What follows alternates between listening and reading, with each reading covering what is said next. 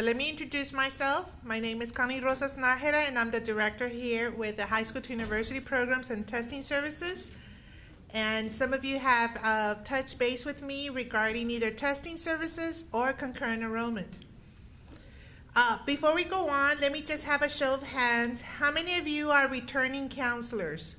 Raise your hands. Returning counselors, advisors. We'll just have a few. Okay, how about new counselors, advisors, new to UT Pan American? Raise your hand. Okay, what happened to the rest? Let's do this one more time. Let me have a show of hands of those of you who are familiar with UT Pan American and have been here working with us. Raise your hand. Hi, don't be shy. Great. Big hand. Now let me have a show of hands of those of you who are new to our campus. Okay, welcome to our new family here at UT Pan American. Big hand. Well, I would like to thank you for taking time from your busy schedules to attend today's workshop for both new and experienced counselors, advisors, GARA facilitators, coordinators, and administrators. There are over 160 participants registered today to attend this workshop. Our hopes are that you will join our colleagues in a special day of learning, sharing ideas, networking with the UT Pan American staff, and of course, making lasting friendships. One of the pleasures associated with coordinating the annual Counselor Update Workshop, of course, is having the opportunity to meet some of you who are the best counselors in the South Texas region. And at the same token, I enjoy working with the students who are recognized by their high schools as the best of the best. It is now my pleasure to introduce a colleague, an administrator, and a very special person, the Associate Vice President of Enrollment and Student Services, Mr. Dennis McMillan. He has over 20 years of higher education experience in enrollment, admissions, and registrar. Mr. McMillan.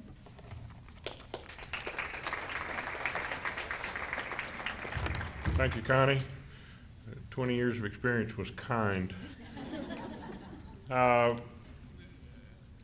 too want to welcome all of you.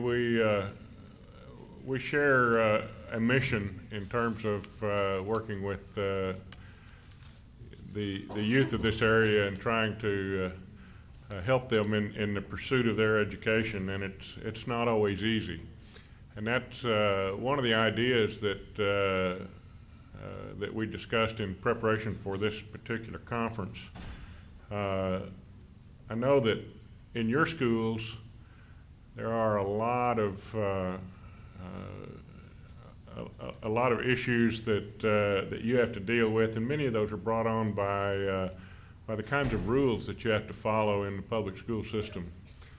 Today I want to present some of the information about Texas Higher Education Coordinating Board rules that will affect the students that you're working with. And it has become more and more apparent that as we get more involved in things like concurrent enrollment, dual credit, and early college high school, that it's more important for you guys to be familiar with the kinds of rules that your students will face based on enrollment in college level classes. I don't know that we've thought about this in the past, but we're starting to see almost between 40 to 45% of our students coming to us with college credit when they come out of the high schools.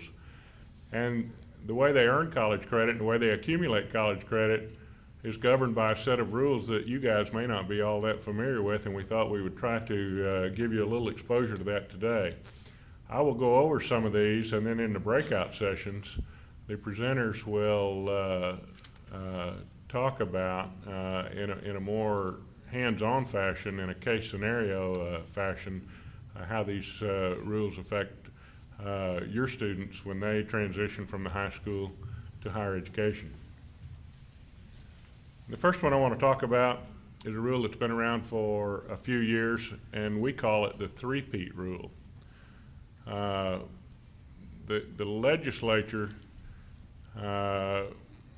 continues to manage higher education in much the same way that they do public education. They pass laws, and then in your case, TEA will develop rules that you have to follow. In our case, the Texas Higher Education Coordinating Board will write rules that we have to follow. A few years ago, the people in Austin decided that students were attempting and dropping too many classes, and they wanted to try to prevent that. So they passed legislation that said that they would withhold funding for any students who are repeating courses in an excessive fashion. So now, when we have a student who either fails a course or enrolls in a course and drops it, and then they continue to repeat that, by the time they're repeating it for the third time, we lose funding for that. And that happens all across the state at all state-supported schools. At our institution, we're very sensitive to the financial impact of these rules on our students, and we have to balance that loss of funding. At our institution, we charge $100 per credit hour when students are repeating a course for the third time. At most other state-supported schools, they're charging the equivalent of out-of-state tuition, which in most cases could be $800, $900, $1,000 a course. So it's a very serious issue when students are enrolling in college-level courses and dropping them. So we try to be sensitive to that when we're advising students and working with them. Another area where the state has imposed limits on what we're able to do and what students are able to do is a rule that we call the excess hours rule. It started out a few years ago, and it said that they would limit students to no more than 45 hours beyond the number of hours required for their degree. Somehow they didn't think that was quite restrictive enough, or they didn't think it worked well enough, and they came back and passed a newer law that said that they would limit students to no more than 30 hours beyond the requirements for their degree. And this is an issue that we're seeing more and more of. I know that we're getting pressure from both sides when we talk about dual credit in early college, high school, and maybe even concurrent enrollment. There's a sense that it's exciting. Hey, we can get these kids in a lot of courses, but we have to be careful about which courses we put them in. The idea of them accumulating a lot of hours can come back to haunt them depending on what those courses are. If they don't necessarily count toward their degree, they may find themselves in a situation where they're paying $100 per semester hour for a course, for courses because they've exceeded the number of hours. And this is really an unusual situation because this rule is imposed on universities but not on community colleges. So it's a situation where we've had conversations with South Texas College, and we're trying to dialogue with them and work out arrangements so that everybody's aware of this and students are not harmed by it. The $1,000 rebate has been around for a long time, and it is legislation that it was written to motivate students to graduate on time and not take a lot of excess hours. If they are on track and graduate with a degree plan where they've not dropped a lot of courses or taken a lot of courses that they don't need, they can get a $1,000 rebate at the end of their college career. This one, we don't see a lot of students that qualify for this. If you think about the number of times students are forced to drop courses for some reason or another, or change their major, it happens, but it's not a situation where a lot of students are able to successfully qualify for that.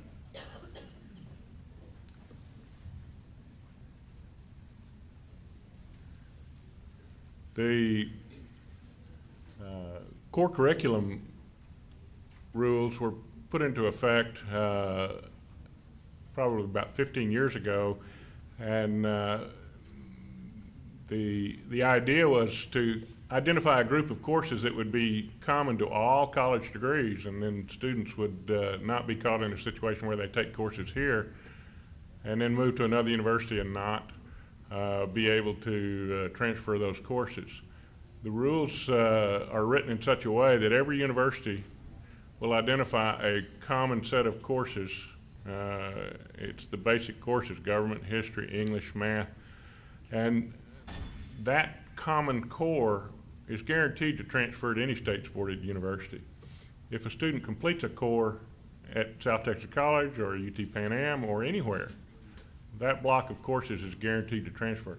The courses within that are guaranteed to transfer also.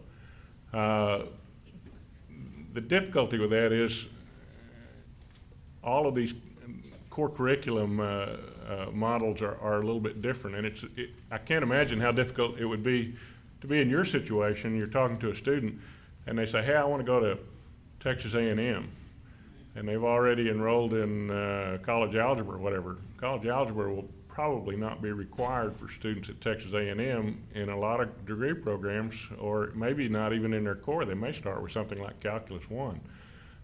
So these are going to be different all over. It's going to make your job as a counselor much more difficult to try to work through this, but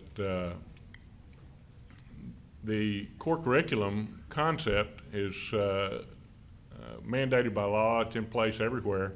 If you are working with a student and they say they want to go to Pan Am, our core is available on the web, just like the core curriculum at A&M or UT Austin or Texas State, anywhere. So I know that it's a situation where when you're talking to someone that maybe they're a junior or senior in high school, they may not have decided where they want to go to school, and where they go to school will determine the answer to these kinds of questions. So I sympathize with you in that regard. The most recent legislation that we've had to deal with is one that came out just a little over a year ago, and the state will now prohibit students from dropping more than 6 courses in their entire college career. And it's written in such a way that if they go to one school and transfer to another, the number of drops that they have will follow them. The schools have developed a set of guidelines to transcript the number of drops that are counted against this particular rule for each individual student. We do have the latitude to write our own policy if we have exceptional circumstances or mitigating circumstances. A student is hospitalized or death in the family or called up to active service. We will not count those drops against this 6-drop rule.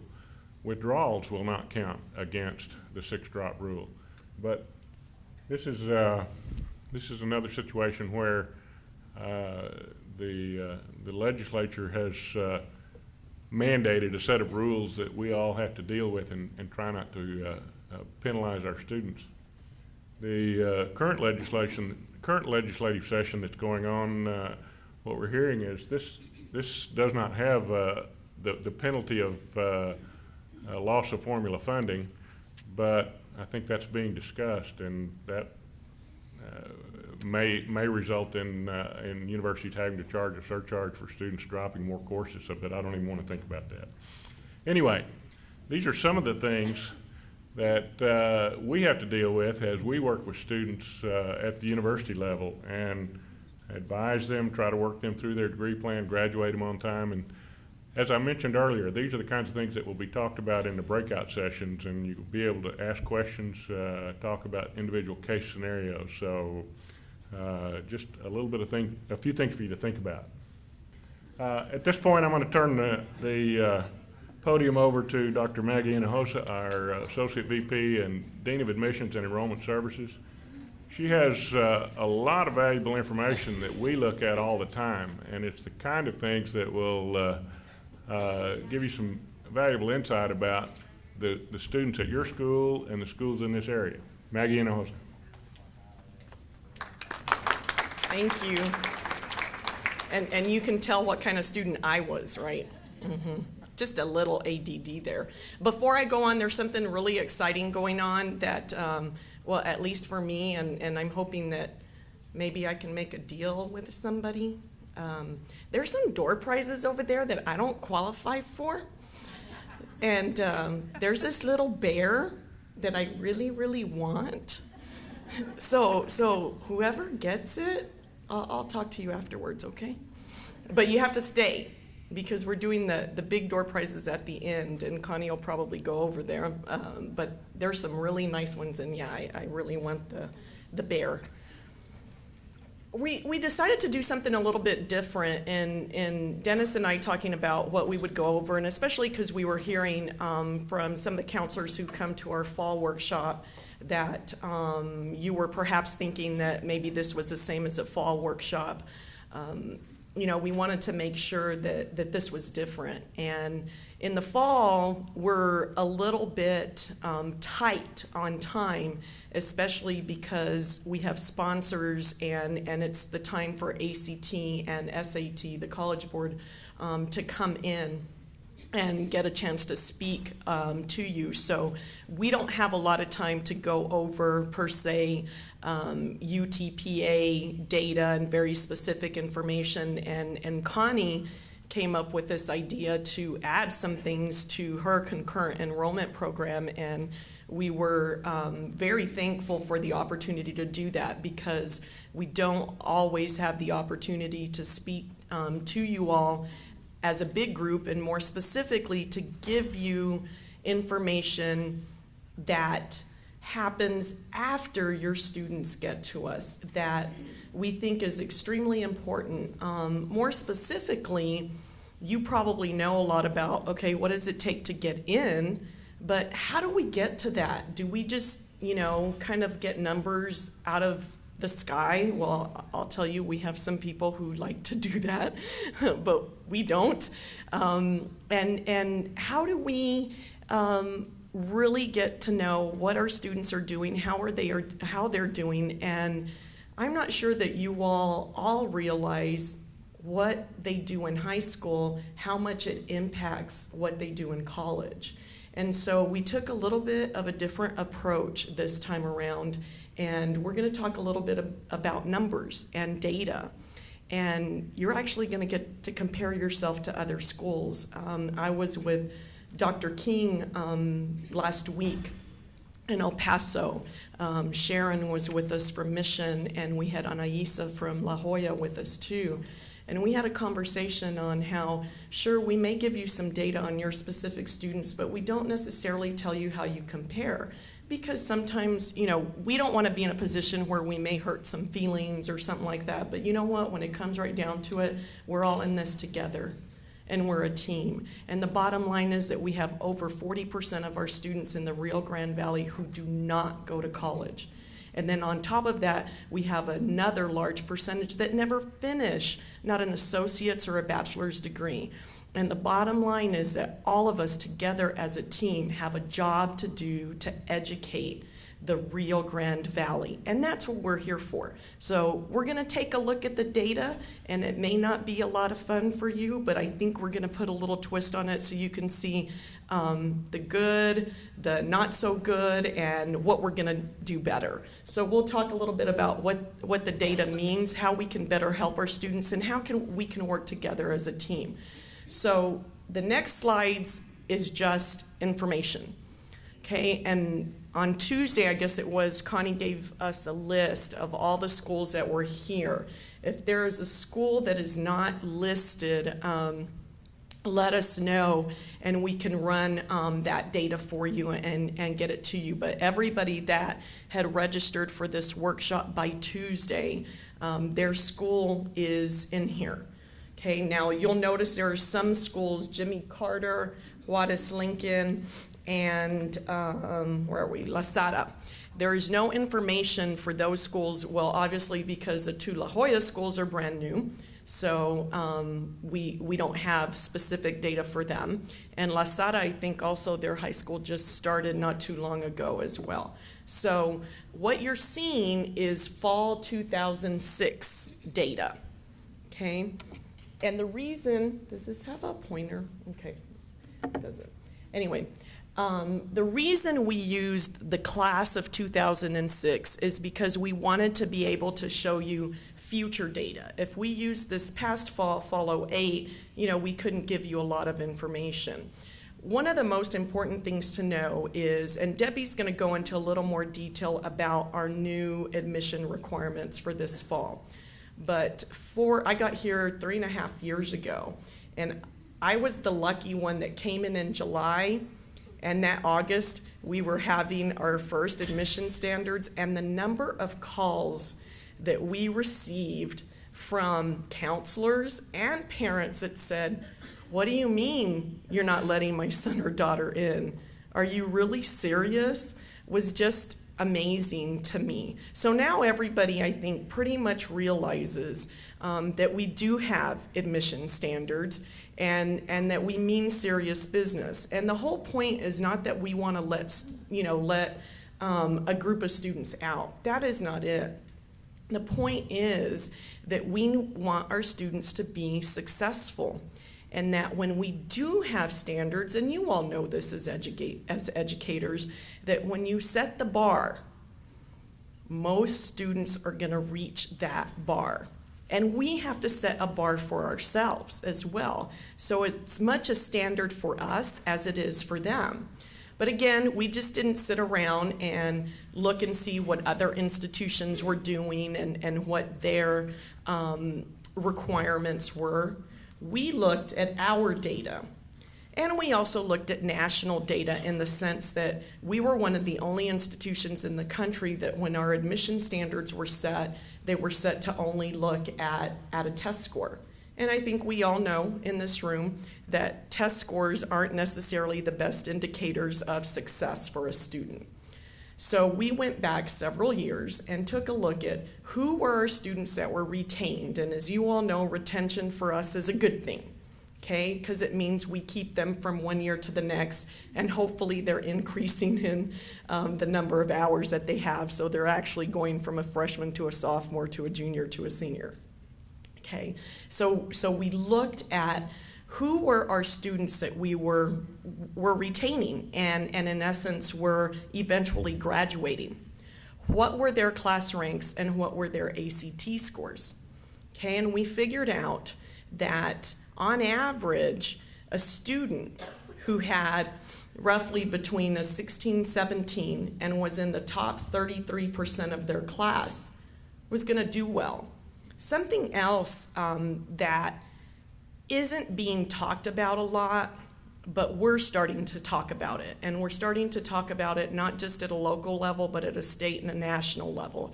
And it's actually something that I'm privileged to represent the university at different conferences and have brought awareness to this. And that's that, you know what, maybe we don't test that well, because I only grew up an hour north of here in the big city of Fremont. I know everybody knows, yes, with the cowboy, yeah. So in essence, I grew up in this area. I may not be from the valley, but I went to a small town school where we didn't have everything. And no, I didn't test well, okay? I mean, we didn't have those experiences. My parents didn't graduate from high school. My dad is from Mexico. We still speak Spanish at home. Yes, I am Mexican. Hinojosa is my maiden name. I know I don't look it, but this is what we look like. Look at the novellas. And, so yet top 10 percenters, you get in everywhere, right? But when it came right down to it, it's not all about top 10 percenters. What happens to our other 90% of our kids? And what about those who don't test well? Because we have those. They can still do well. And so some of the data that we have looked at is looking at dual enrollment, concurrent enrollment for us especially, and we do separate. We separate concurrent from dual, and we separate AP as well. And one of the things that the data has shown us, because I'm going to be honest with you all, I have not been a huge proponent of dual enrollment. I have oh my gosh, I have a freshman in high school now. But he came to me last year and he said, you know, I can get like 60 hours. I can get, almost an associate's degree when I graduate from high school. And I said, son, you're not. And he just looked at me and he said, why? I said, because I don't necessarily think that you need to have that many hours. I think you need a little bit of the experience if you're ready, but I want you to have the full college experience. And so I've never been a huge proponent of early college high schools or anything like that. But last week when we were in El Paso, I figured out, you know what, it's here to stay. And it is going to be part of our life. And we need to embrace it. And what we need to do is make it work better for us. Because part of the reason that I'm not a proponent is because I see too many and I hear too many kids. And I'm not talking just at UT Pan Am. I'm talking my colleagues at A&M, at UT, at Texas Tech, at Tarleton, at Texas State, all over the state complaining about the fact that we are hurting our kids so bad because they are coming to us. I'm going to tell you, we have a student right now, Fall 08, who came to us with 91 hours. Okay, and that was a combination of, it's a little bit of everything actually, because I was looking at it. It's a little bit of concurrent from us, it's dual, and it's AP. 91 hours. Okay. And we have a 120-hour program, and we have to count all 91 hours. That student is going to end up having to pay a lot of money because that student will probably go over their degree program. Because I can guarantee you, not all those hours count towards a degree. 91 hours. Dennis and I in El Paso last week, they have several early college high schools, and we got to visit two of them. We visited two of them. Very interesting models, different models. At one of the high schools, they already have some students who are finishing their associates in their sophomore year, and in the junior year are actually going to go to UTEP. Okay, but we're asking some tough questions.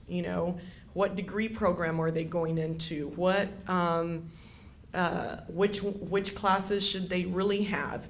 And the thing is, if that's the way it's going to be, then we really need to collaborate, because for a student to just get that many hours and perhaps just go to a community college or go to a university and not really have any direction is a huge problem. I sat in a meeting with the commissioner of higher education, and it was all university admissions people. And one of his assistant commissioners was talking about, because A&M and us were very vocal. Well, of course, they all know I'm vocal, so they just let Maggie talk first, no matter what. Yeah, Maggie's from Pan Am, and I get to go before A&M and UT. Trust me, that's great.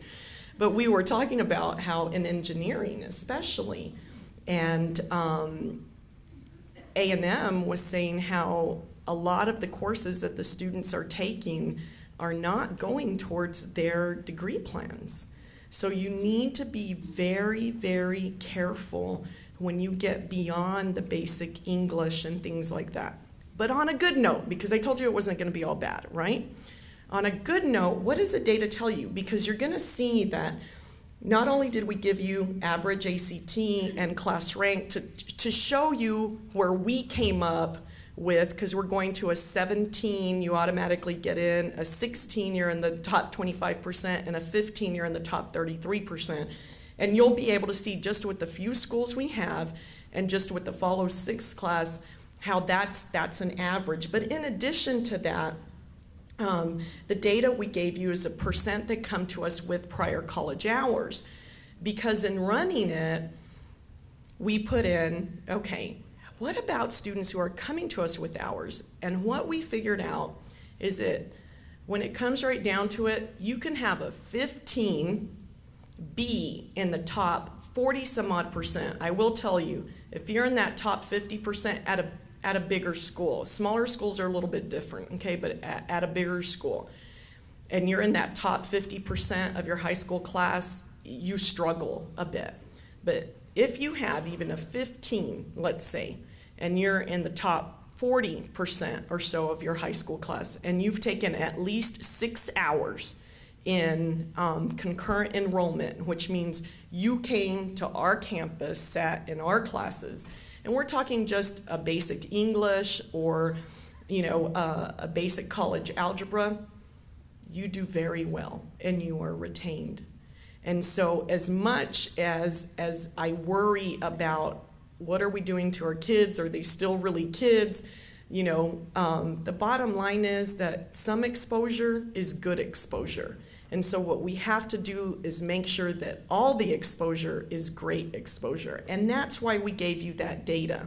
In addition to that, we told you whether we retain the student from one semester to, from 1 year to another, okay? So this is our freshmen who came in fall 06, and then whether they were still with us in fall 07, and whether they stayed with us fall 08, okay?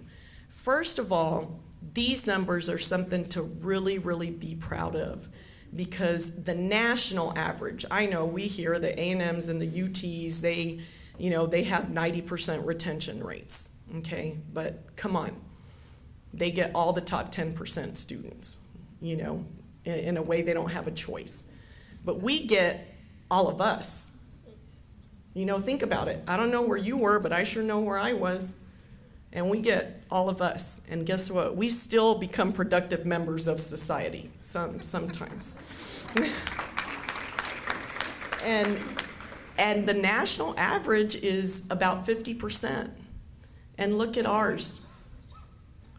Right now, our retention for this class from fall to spring is at it's at 91.2%, the highest we have ever had. And these are, for when I got here, our kids can't do it. You know what? They're wrong, and we know it, and we're showing them that they are wrong. And so what all does it mean? I mean, one, it's here because a lot of times I talk to superintendents and they get this data, but I know that they don't share it with you. And so I want you to see what your work has done and how hard our students do work.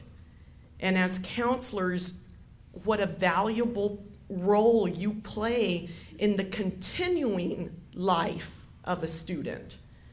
Because what they do in high school really does make a difference. So what are some of the things, though, that we could do to better help our students? Okay, and that's one, encourage them to test early.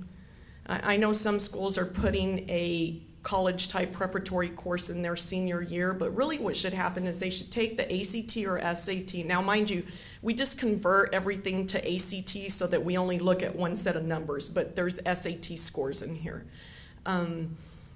Encourage them to take the ACT or SAT in the junior year, as well as THEA, AccuPlacer, or whatever it is. And just know we are talking to STC and trying to collaborate really closely on trying to make some definite decisions on trying to, pretty much say as a group, we're going to accept these kind of scores, accept these tests to streamline things between the two institutions more. That way, when they test late the junior year, then they have the senior year to hopefully either at the school or online take a quick class that'll help them get that grade up, get that particular score up. But in addition to that, we can help them, encourage them to take a class in college, whether it's 1, 2, 3, 4. And it shouldn't just be for our GT kids either, because we know we have a lot of bright kids out there who are just bored and are just just aren't going to do what they need to do. Can y'all tell I'm talking from experience? Whereas all the beta people, they know my son very well. But what's the third thing that we can do as a team? And that's spread the word.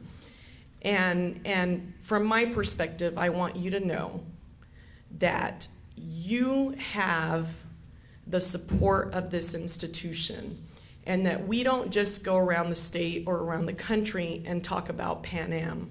We talk about our kids in the Rio Grande Valley. And I'm going to give you a really good example. And I'm actually going to present this in New Orleans in 2 weeks. I did this at a state conference and was asked to do this at one of our regional national conferences. And I talk about recruitment and colleges who come down here, and I tell them all, you come down and you want all our top 10 percenters, but what you don't realize is that we have so many other students that have so much to offer. And so I'm going to pick on La Jolla a little bit, and I hope, is anybody from La Jolla here? Don't get upset with me, okay? But I'm going to pick on you because I think the data is awesome.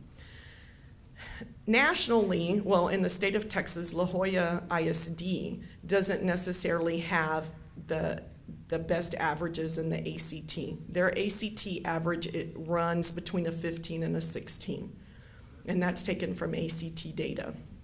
But yet, turn and look at our data from La Jolla, okay? And follow 6. And I'm going to tell you, don't say, well, this is only 1 year, because this is several years worth of data, okay? They're at the very top. And we get quite a few kids from them, okay? In follow 6, we got 168. Our average ACT for them is a 17. Now remember, for those of you schools where you're seeing that average ACT of below a 17, your kids need to come up a bit, because we've already, and we haven't sent denial letters out, but I have seen the most denials ever, and that's over 800 at this point. And what we send out is letters saying, please retake, you don't meet our requirements. We won't send official denials till about May or June, right, Debbie? We wait a little bit, okay? But their average ACT with us is a 17, and their class rank is about a top 26. So what do I tell schools? I tell them, we want our kids to go to college, and they don't all have to go to South Texas College. They don't all have to go to Pan Am. It's okay with us that they go somewhere else. The bottom line is we have a lot of kids, and we want them to go to school. But your admission standards aren't helping them. Because if all you're doing is recruiting the top 10%, then you're really limiting yourself from students who are wonderful and can be successful. And I said, look, you probably look at the state averages, because you don't really know these kids like we do. And what does the state average tell you? The state average tells you that La Jolla ISD has an average of a 16. Okay, but I'm here to tell you that we retain them at a higher rate than any other school district in the Rio Grande Valley who we have 100 or more students from. Look at the data and compare it. Compare yourself to La Jolla ISD. We retain almost 75% of their students the first year and 60% the second. That is unbelievable. And La Jolla, that's a testament to what you all are doing in La Jolla. And that's amazing. But people don't know that around the state or around the country, because they're too busy looking at just the top, or more specifically at just state averages or national averages, and not looking at the students. And so the data is really important. Do we have a little ways to go? Yeah, we'd love everybody to be in the 75. We want everybody in the 80, 90%. Okay? We'd love to have, an admission standard that's a little bit higher than a top 33%. But bottom line is they need to graduate. And I'm going to tell you, I didn't put graduation numbers in here because this is follow 6, but I've gone back to follow 4. And guess who we graduate the most students from? La Jolla. And I'm going to tell you, yeah, great job. I didn't expect that. And I sat there and I was like, wow. We have a story to tell, and we need to tell that story. Our kids deserve an education, and that's what we're here for. We hope you have a great day, and I appreciate so much you spending this time with us.